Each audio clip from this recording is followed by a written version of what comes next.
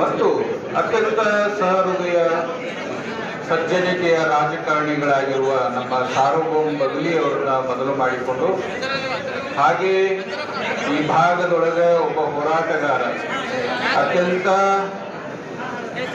ರೈತರ ಪರವಾಗಿ ಸಮಾಜದ ಪರವಾಗಿ ಹೋರಾಡುವಂತ ಸಹೃದಯವಂತಾದಂಥ ನಮ್ಮ BD ಪಾಟೀಲ್ ರವರನ್ನ ಒಳಗೊಂಡು, ಈಗ ತಾನೇ ಆಗಮಿಸಿರುವ ಬಿಜಾಪುರದ ಮುಷರಫ್ ಅವ್ರನ್ನ ಒಳಗೊಂಡು ವೇದಿಕೆ ಮೇಲೆ ಆಸೀನರಾಗಿರುವ ಮೌಲಾನಜಿ ಅವರೇ ಹಾಗೂ ವೇದಿಕೆ ಮೇಲೆ ಆಸೀನರಾಗಿರುವ ನವ ಜೀವನಕ್ಕೆ ಕಾಲಿಡುತ್ತಾ ಇರುವ ವಧುವರರೇ, ಇದು ಒಂದು ಇಂಡಿ ನಗರದೊಳಗೆ ಅತ್ಯಂತ ಒಂದು ಅರ್ಥಪೂರ್ಣ ಆದಂಥ ಒಂದು ಮದುವೆ ಅಂತ ನನಗನ್ನಿಸ್ತು.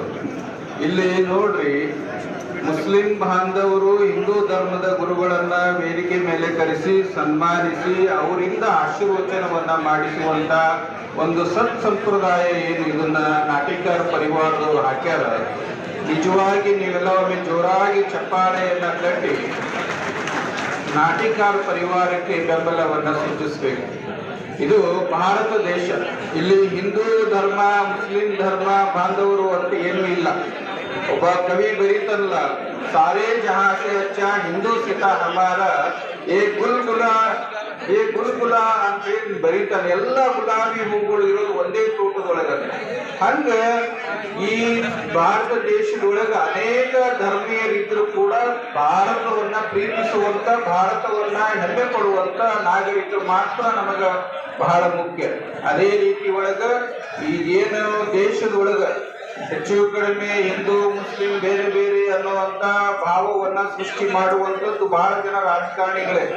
ಅದನ್ನು ಬಿಟ್ಟರೆ ಯಾರೂ ಇದನ್ನ ಯಾವತ್ತೂ ಒಪ್ಪೋದೇ ಇಲ್ಲ. ಜನಸಾಮಾನ್ಯರಲ್ಲಿ ಇನ್ನೂ ಆದರೂ ಅವರು ರಂಜಾನ್ ಹಬ್ಬದೊಳಗೆ ಅದೇನು ಖೀರ್ ಮಾಡಿದಾಗ ಎಲ್ಲ ಹಿಂದೂಗಳ ಮನೆ ಕೊಡೋದು, ಅವ್ರು ಇದು ಇದ್ದಾಗ ಹಿಂದೂಗಳು ಕರೆದು ಇಫ್ತಾರ್ ಕೂಟವನ್ನ ಮಾಡಿಸೋದು, ಇದೆಲ್ಲ ಭಾರತದ ಸಂಸ್ಕೃತಿ.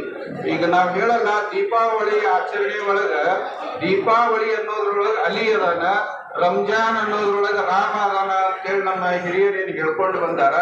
ಬಹಳ ಸತ್ಯವಾದ ಮಾತು.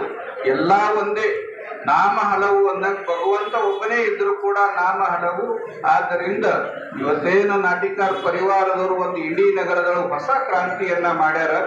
ಈ ವಿಚಾರ ಬಹಳಷ್ಟು ಸಂತೋಷ ತಂದದ ಅನ್ನೋ ಮಾತುಗಳನ್ನ ಆಡಿ ನವಜೀವನ ಕಾಲಿಡ್ತಾ ಇರುವಂತ ದಂಪತಿಗಳಿಗೆ ಶುಭ ಹಾರೈಸಿ, ಬಹಳಷ್ಟು ಕಾರ್ಯಕ್ರಮಗಳ ಒತ್ತಡ ಇರೋದರಿಂದ ನಾವೆಲ್ಲ ಸ್ವಲ್ಪ ಬೇಗ ನಿರ್ಗಮಿಸೋರಿದ್ದೀವಿ. ತಾವೆಲ್ಲ ನಾಟಿಕಾರ ಪರಿವಾರದವರು ಸಹಕರಿಸಬೇಕು ಅನ್ನೋ ಮಾತನ್ನ ಕೂಡ ಹೇಳಿ ನಮ್ಮ ಮಾತುಗಳನ್ನ ಮುಗಿಸುತ್ತೇವೆ.